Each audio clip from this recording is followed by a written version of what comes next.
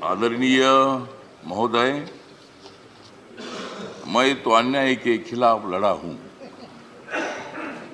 मैं तो अन्याय के खिलाफ लड़ा हूं, इसलिए आपको बधाई देने के लिए यहां खड़ा हूं। आपका अनुभव बहुत ही बड़ा है।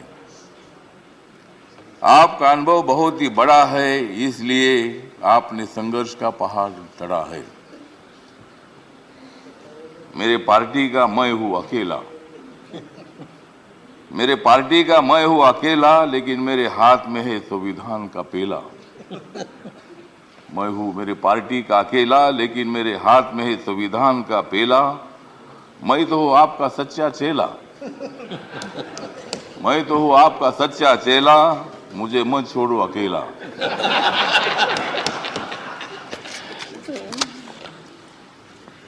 जिन्होंने उपराष्ट्रपति का सर किया है गढ़,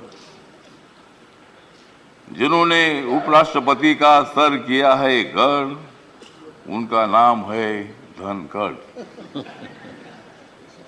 हमें मिलकर उखाड़ देनी है विषमता की जड़। हमें मिलकर उखाड़ देनी है विषमता की जड़। इसमें जरूर सफल होंगे आदरणीय धनखड़। हाउस में जो सदस्य करेंगे फ्रैक्शन, हाउस में जो सदस्य करेंगे फ्रैक्शन, उनके ऊपर होनी चाहिए कड़ी एक्शन। हमें तो मजबूत करना है भारत नेशन। हमें तो मजबूत करना है भारत नेशन। हंगामा करने की हमें नहीं चाहिए फैशन। तो हमें पूरा विश्वास है कि आप बहुत बड़ा संघर्ष करते करते यहाँ पहुंचे हैं। गांव से आकर किसान के बेटे के माध्यम से आप इतने बड़े उच्च पद पर आए हैं। इसमें आपका अनुभव, आपका बहुत बड़ा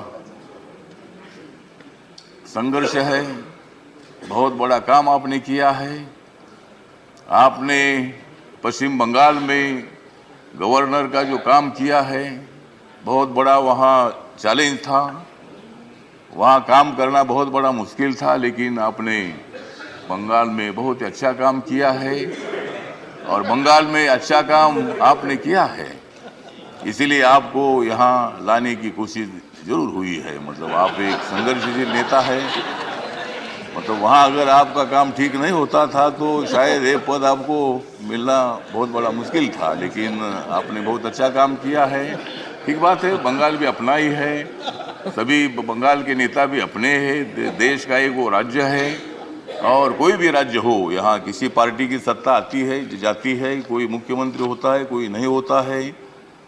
कभी हम भी मतलब 3 बार सांसद रहे लोकसभा में, और मैं शिरडी में मैं हार गया, लेकिन मैं घर में बैठा नहीं। मैं घूमता रहा। मैं कांग्रेस पार्टी के साथ रहा। कांग्रेस पार्टी के मेरे सभी दोस्त हैं। समाजवादी पार्टी के मेरे दोस्त हैं। कम्युनिस्ट पार्टी के मेरे दोस्त हैं, और अभी बीजेपी के मेरे दोस्त हैं। मैं सब बीजेपी के साथ में आया हूँ, और भारतीय जनता पार्टी के साथ मैं इसलिए आया हूँ कि मुझे शिरडी में हारा गया। मुझे मंत्री ने बनाया, फिर मैं उधर क्या करूं। तो इसीलिए मुझे मतलब कांग्रेस पार्टी को तो छोड़ना पड़ा, और मैं नरेंद्र मोदी जी के नेतृत्व में सबका साथ सबका विकास दिख रहा है सारा प्रकाश। मतलब ये जो प्रकाश दिख रहा है, तो नरेंद्र मोदी जी के नेतृत्व में मैंने निर्णय ले लिया कि मैं बाबा साहब अम्बेडकर जी का अनुयायी हूँ। बाबा साहब अम्बेडकर जी ने सत्ता में आना चाहिए बताया है। मेरी अकेली पार्टी सत्ता में नहीं आ सकती है, किसी के साथ मिलकर ही सत्ता में आ सकता हूँ। और मेरे पार्टी का मुझे लोग पूछते हैं कि तुम्हारा पार्टी का एक भी लोकसभा में मेंबर नहीं है, तो भी आप मंत्री कैसे हैं। तो मैंने बोला, आप माननीय नरेंद्र मोदी जी को जाकर पूछो, मतलब मैं कैसा मंत्री हूँ। मतलब मैं अकेला हूँ, लेकिन मेरे पार्टी के लोग पूरे देश भर में है।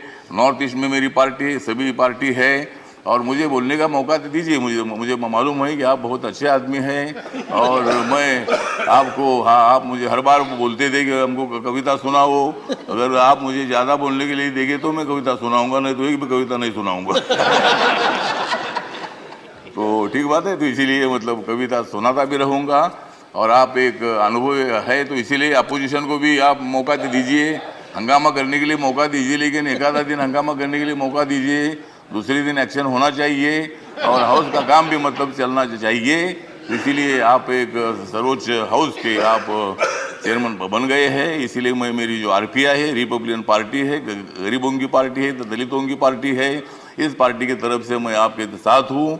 मैं हमेशा आपको साथ देता रहूँगा और आप मुझे बोलने का मौका देते रहो। जय जय भीम, जय भारत।